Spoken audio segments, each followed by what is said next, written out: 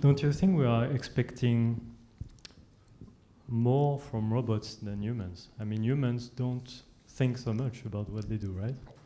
I think humans think a lot about what they do.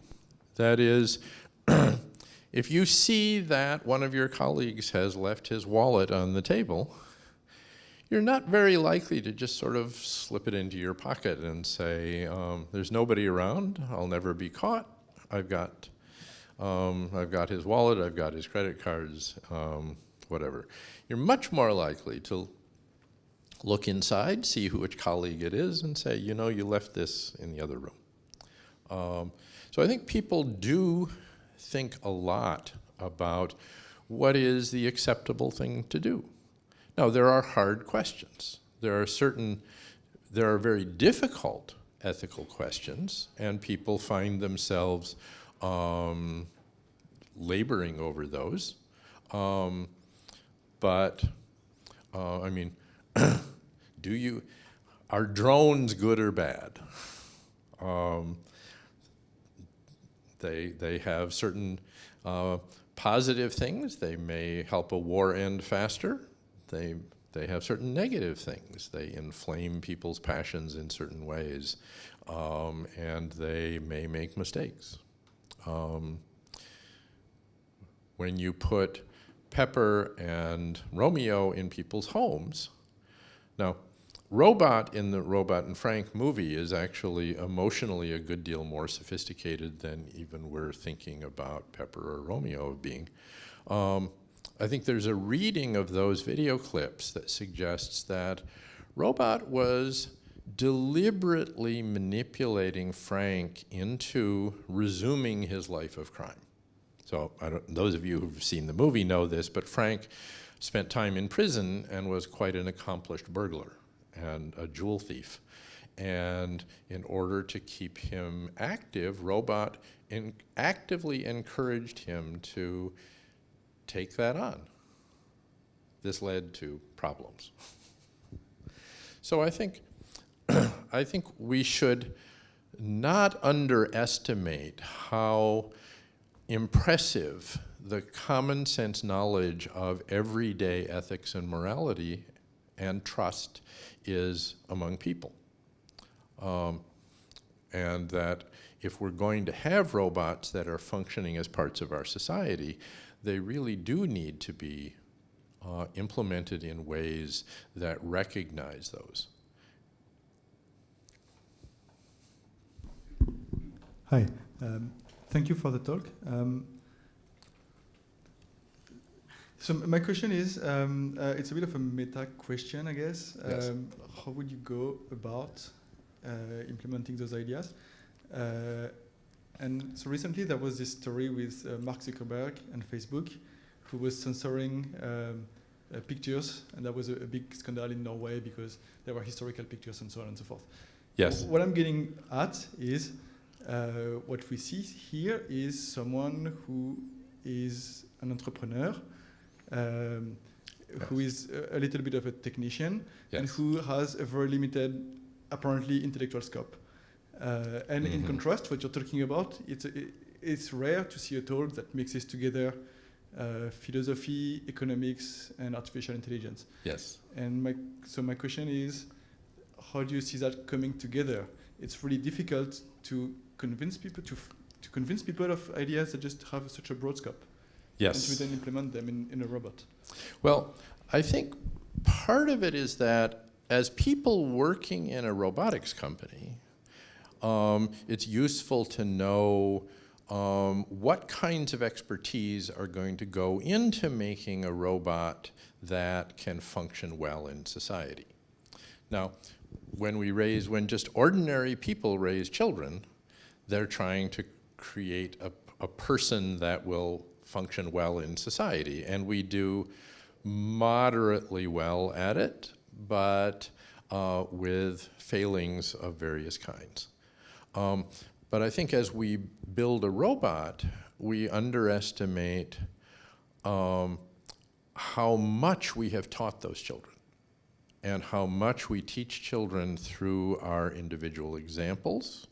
And so some of that would be in case-based reasoning basis. Some of it is explicitly in instructions. It's not clear that everybody who builds a robot needs to be instructed in philosophy and economics and game theory and all of these other areas. But I would say it probably is true that people who are building, that companies and robot laboratories that are intending to build robots that will be in human environments, they actually should have collections of experts. And not just experts, but experts who know how to carry on a conversation in a cross-disciplinary way to turn that into something that can actually be implemented. So people can act ethically without knowing all of this stuff. But we can't build robots to act ethically unless we draw on the kinds of knowledge that we do have about what that means. And one of the ways we do that is by looking at psychology, social psychology, philosophy, economics. And all of these areas, I mean, the quote about trust and trustworthiness comes from experts in business and management, where there's, a huge literature on trust, because trust has business benefits. You want your customers to trust you. If they don't trust you, you're dead.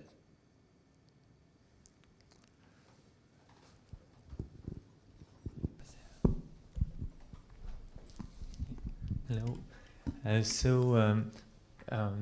Next to what you just said, the last conclusions, you said that the robot needs the designer of the robot to know all about ethics to be able to implement that. But on the other side, you say that human didn't need that to get it. So what about a robot that just can, adapt to its environment, find out what's the acceptable behavior without anything about ethics, just having his behavior emerge as being ethical, since we do also emerge unethical behavior somehow? Well, part of the problem, one of the difficulties with that approach is if you don't know the nature of the knowledge that you want to represent, then you're not going to be able to be sure that your system is capable of learning it from experience or any other way. So John McCarthy many years ago said that a robot can't learn something unless it's capable of being told that thing. Now, that can be stretched into something which is clearly absurd, which is that the robot would have to have very sophisticated natural language understanding in order to understand when it's being told. That's not what he's saying. What he's really saying is that the knowledge representation has to have the expressive power to capture what you want the robot to learn. Now, there is a sense in which deep networks have been using big data in order to learn various things, but we know very little about what the expressive power of a deep network is. We do know that it's because they tend to have millions or billions of parameters that the expressive power is probably large, and that it may be searching the space of intermediate representations in order to find intermediate terms. But simply relying on these deep networks, for example, to learn everything you need is pretty naive optimism. I mean, it might work out that way, but it very well might not. And so having a good notion of what kind of knowledge is being learned by your deep network, and then checking to see whether it's actually learning that thing is very important. So I think if it's important for robots to learn about morality, ethics, and trust, we have to know what it means for them to have learned that and to be able to check.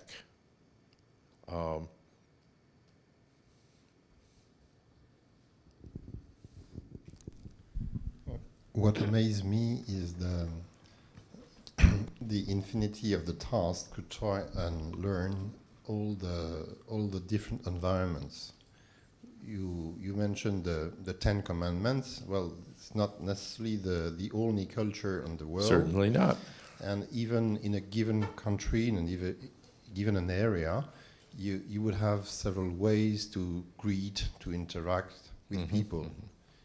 So if you take into account racial features, the way to speak, accents, etc., there's an infinite variety of building trust.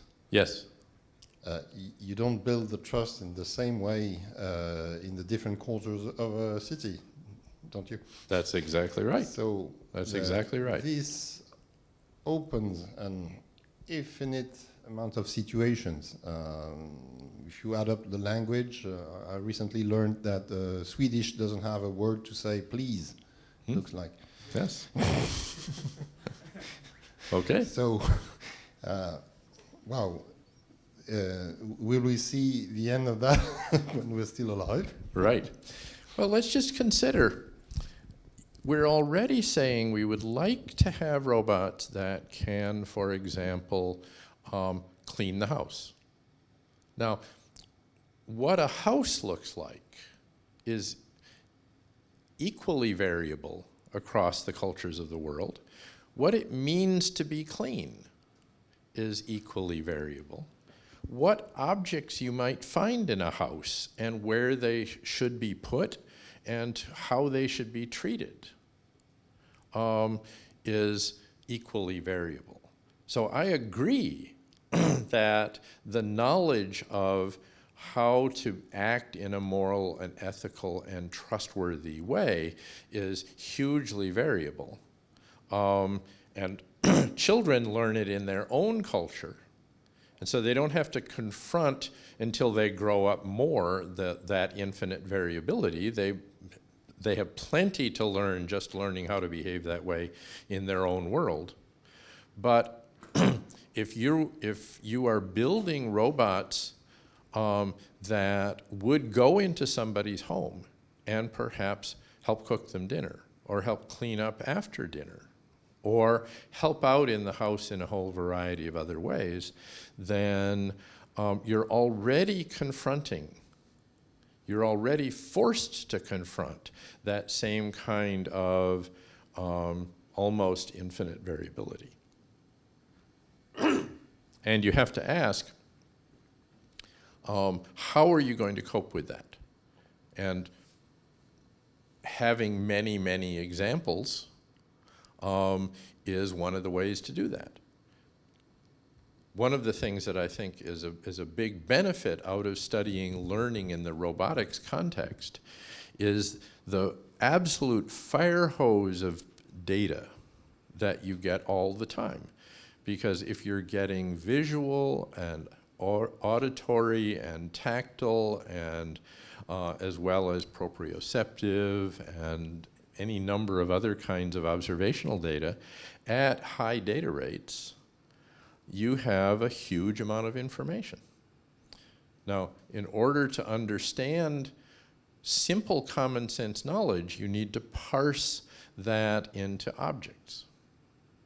And then you have to look at the relations among those objects, and you have to look at how those change over time and under what circumstances they change, and you start learning about actions, and you start learning about affordances for actions. But you have this huge fire hose of data. And one of the advantages that you have in robotics is that you may actually be able to share learning experiences across robots. So, I mean, each child has to learn for itself.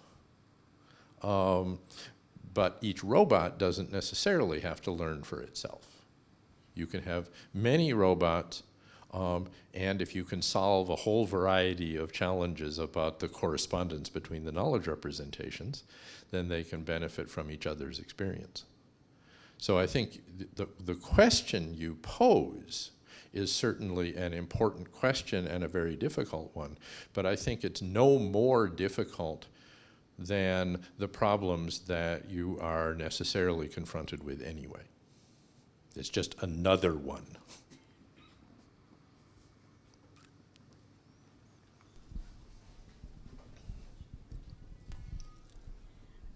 So living with a robot, maybe like he can know everything about you, right? So how can you trust this entity that knows everything about you? Is it like something that has to be solved with a law? A law is a law is sort of part of this deontological perspective. It's stating a rule in terms of some relatively simple vocabulary of terms. And those terms, I would claim, would probably be in terms of objects, relations, actions, affordances, outcomes, and so forth. And that will necessarily be pretty simple. And so I believe it'll have to be augmented with other kinds of knowledge. And that's one of the reasons why I think, at least as a start, we have to have knowledge representations that correspond to these three ethical theories. And one of them is accumulating a large set of rules, constraints. Some of them might be formal legal laws, but others are experiences. So how do you trust your parents? How do you trust your spouse? How do you learn that how do you trust your coworkers? How do you learn these various things about other people that you relate to in the normal course of things? Now, a lot of that is by observing their behavior and observing consistency in their behavior. And sometimes it goes up slowly, sometimes it goes down suddenly, and it finds equilibrium. So trust, I believe, is a very complex thing, so we're going to need complex, multi-form knowledge representations in order to represent that. And I think there's a lot more work to be done in order to be able to give a precise answer to your question. I think it's a very important question, but I think at the current state of the art, I don't think we can give a complete answer to that question for people or for robots. Last question. Many of the people that we trust, they are vulnerable to us to some extent. Yes. And do you think it could be important for robots to be vulnerable as well, so that we know that it has some intrinsic motivation of pleasing us, and we know that the robot will actually be sad if we get angry with it or something? Well, I do think that you need to have some kinds of reinforcements. I mean, rewards and punishments. And so, yes. Now, the robot, yes, I do think robots are going to need to learn to trust, because they need to learn who can be trusted to give a sensible instruction? So for example, if you have a childcare robot, then the child there are certain instructions that the child may give the robot that the robot shouldn't follow. The robot should say, no, I can't do that. And as we saw in the discussion of the elder care robot, there may be cases where the elder care robot would tell the elderly person, I'm sorry, I am capable of doing that, but that's over my pay grade. That I have to, we have to refer that to someone else. So there's another question back there. Last. Thanks. Just a question. If robots becomes totally reliable, trustworthy, Yes. what will become of human relationship then? Because all relation you got to your robots will get positive effects to you, and will never fail. You never get betrayal, and what will become of human relationship? Well, then the roads will be paved with gold, and we will be in a state of grace forever. I'm not sure. It's an interesting question. Would it actually be conceivable to build robots that are superhumanly trustworthy and virtuous? Now, we can build robots that are superhumanly strong or fast. No one worries about the fact that Olympic weightlifters can be beaten by a forklift truck. It's just not a problem.